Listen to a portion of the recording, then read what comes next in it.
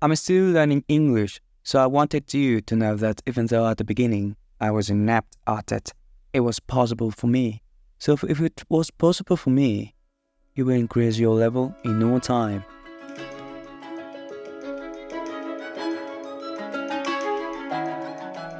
Hey there, everyone. Welcome to English Classmates, where we as students learn English together by sharing methods, talking about a variety of topics, and discussing books, so that we can get vocabulary and phrases from everything. I'm your host, Guillermo, and in today's episode, I'm going to share with you the beginning of my English learning journey, using a few uncommon words and phrases for students, and we will explain them at the end of this episode. Let's get into that and learn together.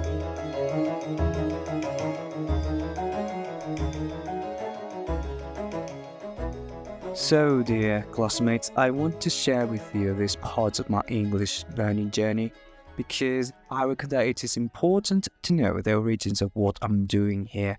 As I've said in the introduction episode, I am a student. I am still learning English. So I wanted you to know that even though at the beginning I used to struggle with it, I eventually succeeded. And if I could do it, believe me, you'll improve your English level quickly. When I started learning English, I was about 18 years old. I was in high school, and at that age, I didn't know anything English-wise. I didn't know how to say hi, colors, nothing. Because honestly, I don't know why, but English didn't appeal to me whatsoever. I had a lot of friends in high school who knew English, or at least to me they seemed to know a great deal of English because I didn't know any better. I didn't know English and I wasn't interested in it. We did have English lessons in high school, and since I didn't know anything, I would team up with some friends who knew English, and I was always ashamed. I underwent many embarrassing moments, even though I strove to save face, but I couldn't because it was pretty obvious that I didn't know English. It was pretty obvious that when I was kind of nodding, yeah, of course I got it. It was obvious that was just pretending that I got whatever saying. I remember that sometimes they used to maybe not have complete conversations in front of me, but just say stuff in English, saying slangs that maybe adolescents would use at the time. And I felt embarrassed because I didn't understand anything. And I always felt excluded from the group, and I didn't like that. So I asked my father and mother if they could enroll me into an English academy. And with a lot of sacrifices they made, they could enroll me into an English academy. And when I started attending the academy, I set my goals. I was fully aware of the sacrifices my parents were making, so I didn't want to waste the opportunity. And I did my damnedest to make all my goals to happen. And after almost 2 years, I applied for a few English jobs because I considered I already had a decent level of English, but I ended up being turned down. I got really frustrated, and I had done my best studying English. I wanted English, but because of what happened being turned out, I felt like I had not learned much, that everything that I had done, all the effort I have made was for nothing.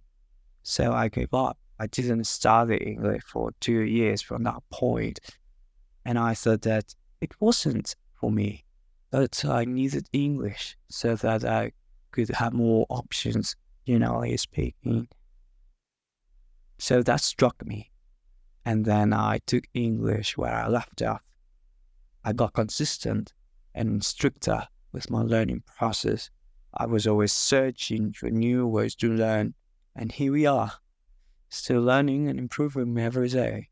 So if you feel frustrated because you think that maybe you haven't improved much, don't give up. Never give up. You might think you are not good at it or that you can't improve. Well, as a matter of fact, just by listening to this podcast or any podcast to learn English, you have already improved. You're better than yesterday. Do not compare yourself to others. You are progressing every day. If you learn a new word every day, just one word, that's a meaningful improvement.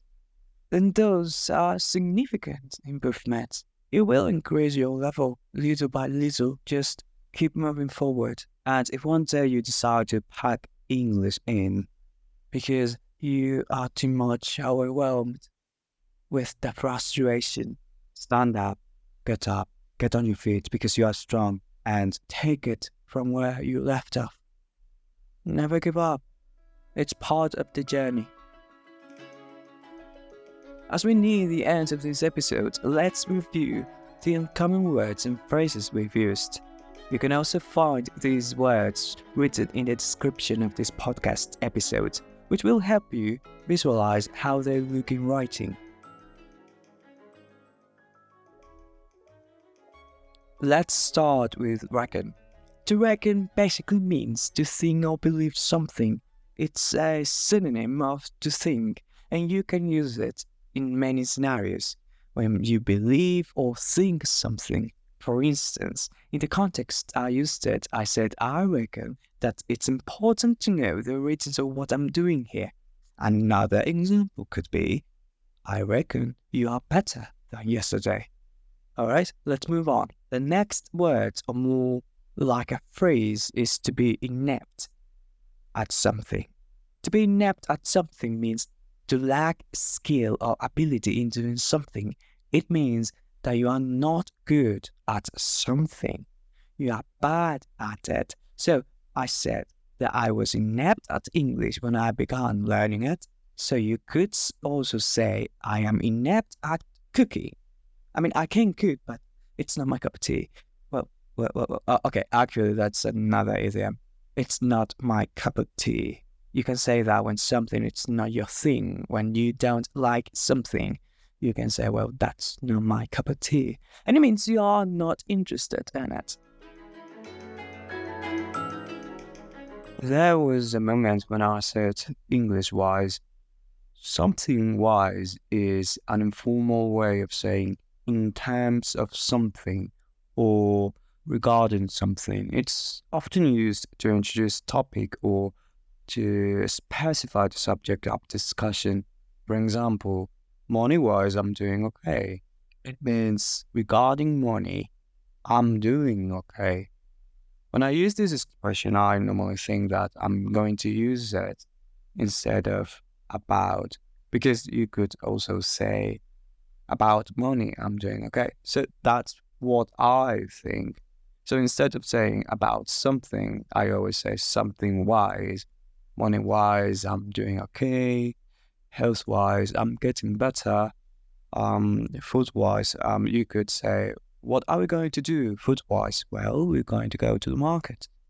So you could use something wise to introduce a new topic. Alright, so the next one is to appeal. And I reckon that I said English didn't appeal to me. I meant that English wasn't something part of my interests. I wasn't interested in English. So when something doesn't appeal to you, it means that it's not attractive for you or pleasing. So you could say, I'm not into cooking, but you could also say, cooking doesn't appeal to me. Or if it does appeal to you, you could well say, cooking really appeals to me. I want to get into it. So when you want to affirm or communicate that something is attractive for you, you could say, that thing, cooking, running, appeals to me. Right. So we have now whatsoever.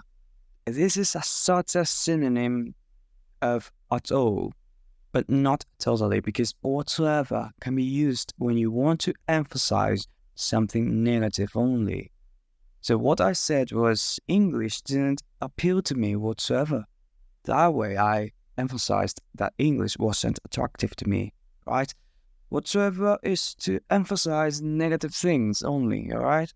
Another sentence could be, I'm not interested in running whatsoever. Alright? So next one, we have a great deal of something, which means a large amount of quantity of that thing you've just mentioned, that something.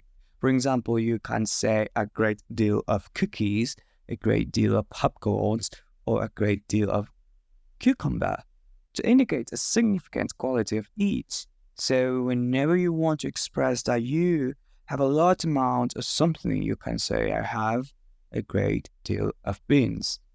I've got a great deal of knowledge or experiences, right? That moves us to the next one, actually, and it is to undergo. I used its past tense when I said I underwent some embarrassing moments. To undergo is a synonym for to experience, and it's used when you will experience something unpleasant, all right, like embarrassing moments. The next word is to strive, which is a synonym for to try. When you make a bigger effort, let's say when you try really hard, then you can say, well, I strive to pay you back. When you say that, you're saying that you tried really, really hard. In the episode when I mentioned some embarrassing moments, I talked about trying to save face. This means attempting to avoid feeling humiliated or embarrassed. If you succeed in saving face, it means you managed to avoid embarrassment or humiliation. In my case, I couldn't, and I felt really embarrassed. Alright? So next one, the last idiom actually, we have to take something where you left off, where I left off. And when I used it, I was referring to that I had stopped practicing and studying, which was English. And then because I decided and realized that English was important for me, for my future, I decided to take English where I left off. It means that I continued what I had stopped from the point where I had stopped at. So it means to resume something from the point you stopped doing it.